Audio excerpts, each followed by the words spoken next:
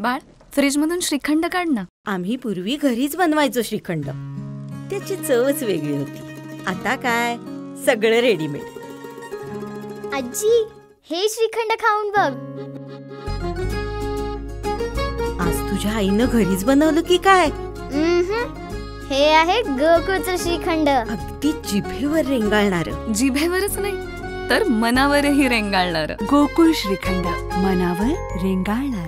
आदमापूरचा युवा पैलवान कुस्तीपटू पवनराज विकास पाटील याने गेल्या अनेक महिन्यात जिंकलेल्या कुस्तीची सारी रक्कम आपल्या वाढदिवसाचे औचित्य साधून आदमापूर येथील एका मयत तरुणाच्या विधवेला देऊन तरुण पिढीसमोर आदर्श निर्माण केलाय. मुलाच्या शिक्षणासाठी ही रक्कम कामी येणार आहे. ग्रामपंचायतीचे सरपंच विजयराव गुरव व त्यांचे सहकारी सदस्य यांच्या उपस्थितीत पवनकुमार पाटीलने रक्कम सुपूर्द केली. आदमापूर व परिसरात या मुलाच्या सत्कार्याची चर्चा सुरू आहे. पवनकुमार हा मुदायच्या प.बा. पाटील विद्यालयात इयत्ता 8वीत शिकत आहे. वडील विकास पाटील एक प्रतिष्ठित उद्योजक असून उत्तम प्रकारचे समाजसेवक आहेत.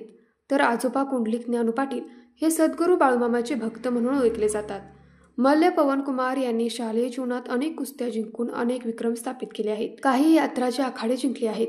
यातून त्याला बऱ्यापैकी रक्कम मिळाली होती. गारगोटी, कुरणी, म्हसवे, सावर्डे, कोणवडे, सरवडे, राशोडे, घोडेश्वर, कुरुगली अशा अनेक ठिकाणची मैदाने त्याने कुस्ती जिंकून गाजवली आहेत. ही सर्व रक्कम त्याने या मयत तरुणाच्या मुलाच्या शिक्षणाकरिता दिली. याबद्दल त्याचे कौतुक होत आहे.